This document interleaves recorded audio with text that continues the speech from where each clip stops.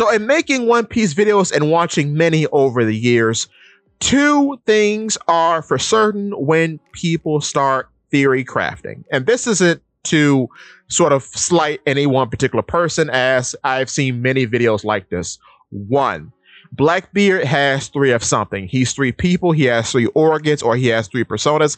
And two, Shanks will simply step aside and allow Luffy to be Pirate King. Or their two crews will have a fun little Davy back fight and nothing bad will happen. I think both of these developments are untrue and unrealistic for where we are now in the story. Because if you don't know, in chapter 1137, Figurlin Garland has a son. His son is named Figurlin Shamrock, right? Figurlin Shamrock has appeared. The mysterious man that we've seen a couple of times is now before us, and like I guess very correctly in my video on Luffy possibly becoming a Holy Knight, he has taken up his father's position as the leader of the Holy Knights. So with that being said, I think the biggest and most grandiose character development point for Luffy is simply the disillusionment of Shanks.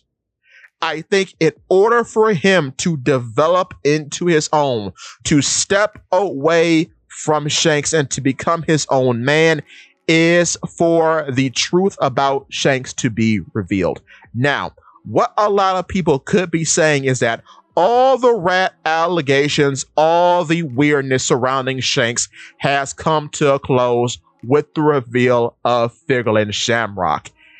Here's where that starts not to make sense, okay?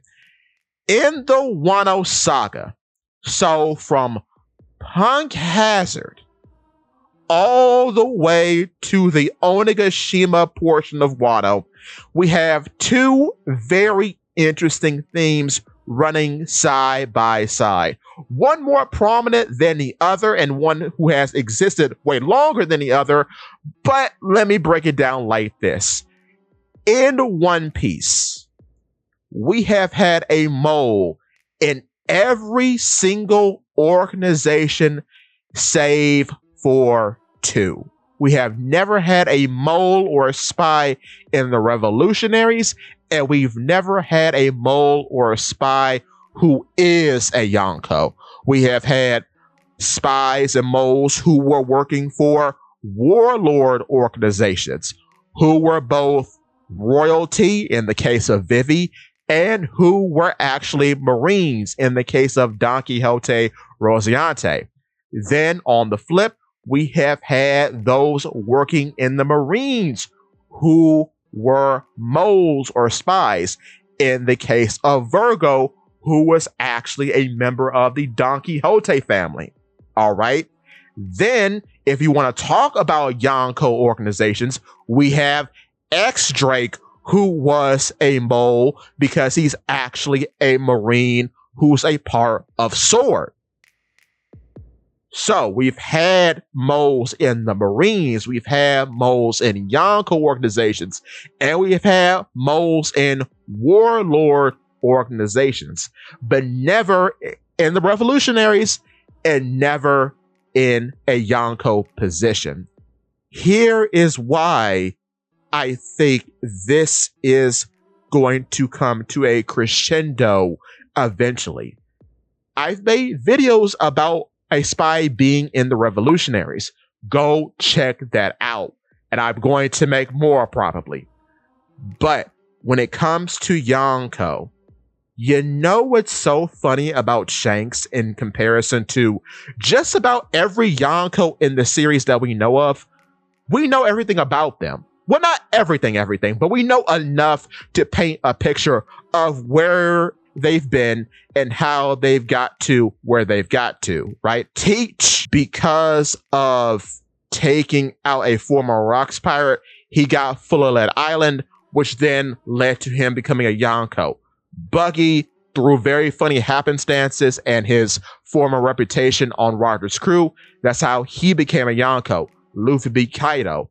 Kaido, through his amazing strength and reputation in the Rocks Pirates, he too became a Yonko, took over Wano. Same kind of story with Big Mom, same kind of story with Edward Newgate, otherwise known as Whitebeard. But when it comes down to Shanks, there is so much weird missing time that you start to think, how can he be in the position that he is? Who did he beat to get said position? We don't know any of these things, but I propose a question to you. Wouldn't it make sense for the government to drop a control unit in the Yonko to keep tabs and or to control the other Yonko to keep the balance of power in check? Because mind you, Shanks has already done this. Shanks stopped Kaido and King from going to Marineford when they were battling the Whitebeard pirates. And then he shows up to stop the war himself. However, no one in the Marines knows that he's a mole, but he's protecting the, I guess, military arm of the world government and their interests and how they look in front of the world by stopping things before they get too out of hand and by scaring off Blackbeard in the process. On top of that, what's really weird thinking about Blackbeard is that we have the expectation that Blackbeard scarred Shanks, but we never hear it from Blackbeard's side. We've only heard it from Shanks' side. Don't you find that very interesting? Now, I spoke about one half of a particular topic that we've seen throughout the Wano saga. Another bit about that is, of course, Kanjiro and Yamato both being associated with Yonko organizations, and they both turn out to be traitors.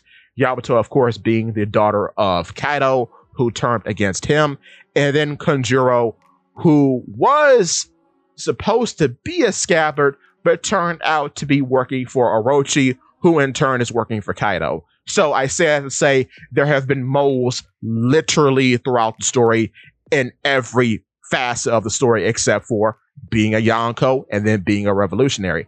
The other thing, and this is a weird one, but we find out two very important things from Dressrosa to Onigashima now. We find out that people can house multiple personalities within themselves.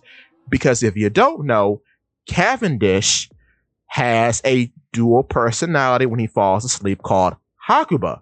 And Hakuba is more vicious and cutthroat than Cavendish. But he has a totally different personality.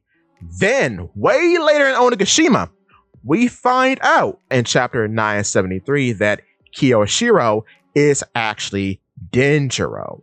Denjiro, after Odin's death, went through a period of intense rage, so much so that it transformed his face completely and also changed the color of his hair.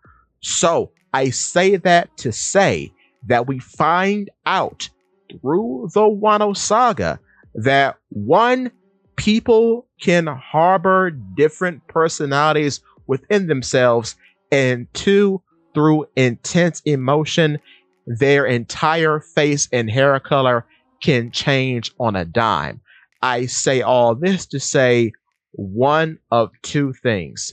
Number one, Shanks has been playing the whole pirate game for a fool during the period in which Roger died. Or two, somewhere along the way as an independent pirate after Roger died, he got picked up by Figlin Garland and became a sleeper agent for the world government.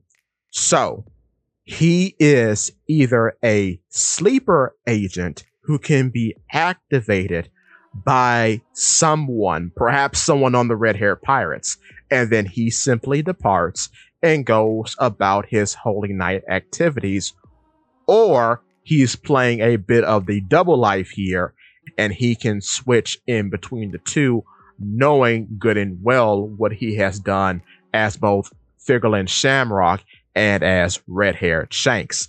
Now, on top of that, here's something that's very interesting that has come up in these past two chapters, 1136 and 1137. We see that Figurlin Shamrock and Gunko are trying to recruit Loki into the Holy Knights, trying to recruit him into being a celestial dragon, essentially. What is so interesting about this is that it's starting to make me think, I wonder, is initial recruitment, meaning going up and trying to force someone to join your organization, is that evil? Because the funny part about this is that if this is evil, or at least evil coded, two characters have done this and two characters have not. All four of them are Yonko. In the case of Shanks and in the case of Blackbeard, we see them actively recruit people. Shanks in a way less violent way to Blackbeard, but still, Shanks recruits Yasopp. In chapter 0, we actually see him pull up to meet up with him in order to recruit him into the Red Hair Pirates. We don't know if this is the first person he recruits because he is alone when he does this. And then we see Blackbeard and Impel Down recruit the other half of his crew along with Shiryu. So in both cases, we have certain individuals going to certain spots to recruit certain people. Now, in the case of Luffy and Buggy, it's basically all happenstance, because from the point of Buggy, I guess, being rebirthed as a pirate after being defeated by Luffy, every person that is a new addition to his crew, he just kind of meets on his travels, or they just kind of seek him out. Alvida comes to seek him out to form an alliance. Then he just happens to strike up a friendship with Galdino and Impel Down. Along with the events of Marineford, he now knows Crocodile and then actually asks him for a loan to start up his own business. Then, due to the dissolvement of the warlord system, he is just thrown into the position to be the leader of Crocodile's new business venture, which is Cross Guild. And because Crocodile called up Mihawk to be a part of this, he's thrown into the pot as well, along with Mr. One. So all these people just kind of show up. Now, in the case of Luffy, similar things happen. We might hear about a guy, and then just by happenstance, they find the guy that we were talking about. This happens with Zoro. Nami just kind of shows up when Luffy is fighting Buggy. We have them just going to Usopp's homeland and just finding him. You know, people just line up and show up naturally.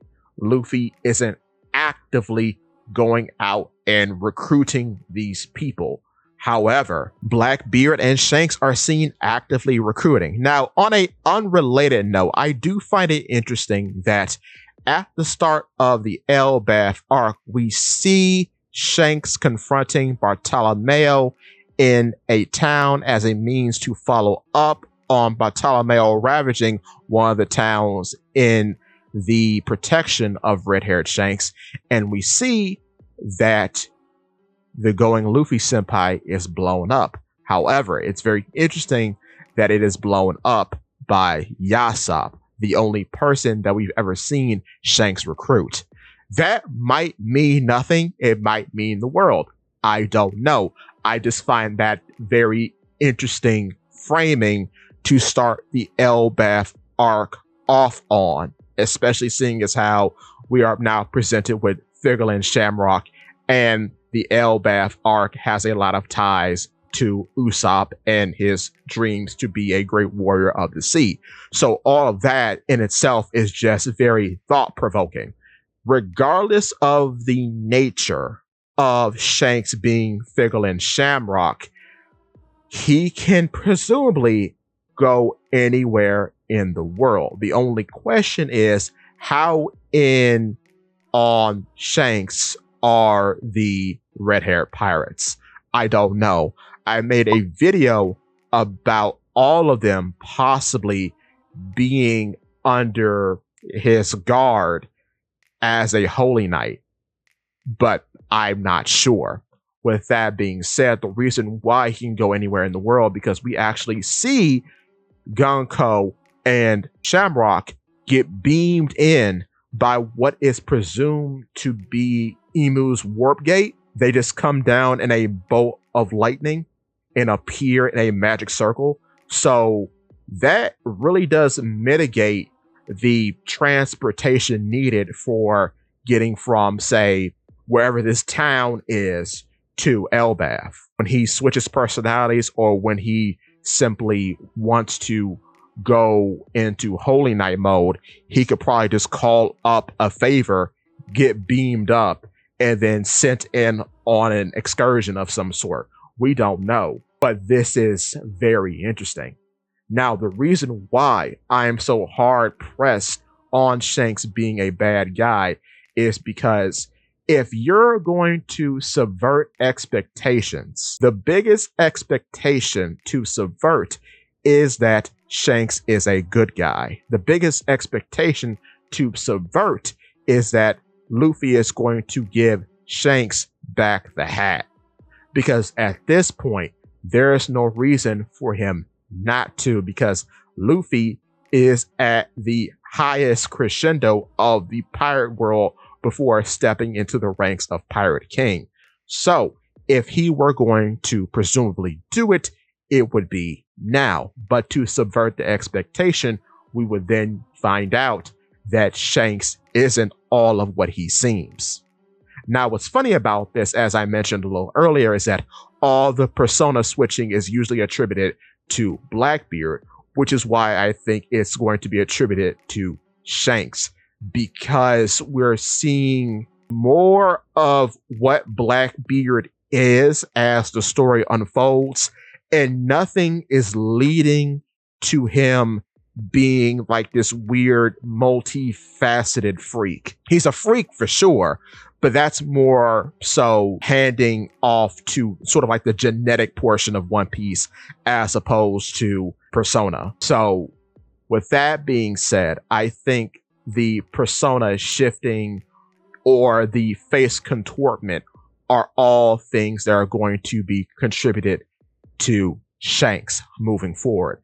And I think the subversion is that Luffy is going to meet his hero in a very unflattering light. And the man whom he thought was a surrogate father to him is not what he seems. And everything, him giving up his arm, him giving him the hat, is all a lie. But because of the treasure, because of the emotion that he put into the hat and what the hat means to him and the people that he saved, he would then not really care about the hat's relationship to Shanks, but care about the hat because of what he made of it, of what it represents for himself and the people he has grown close to. But with that being said, give me your thoughts and tell your friends about Polypede. What?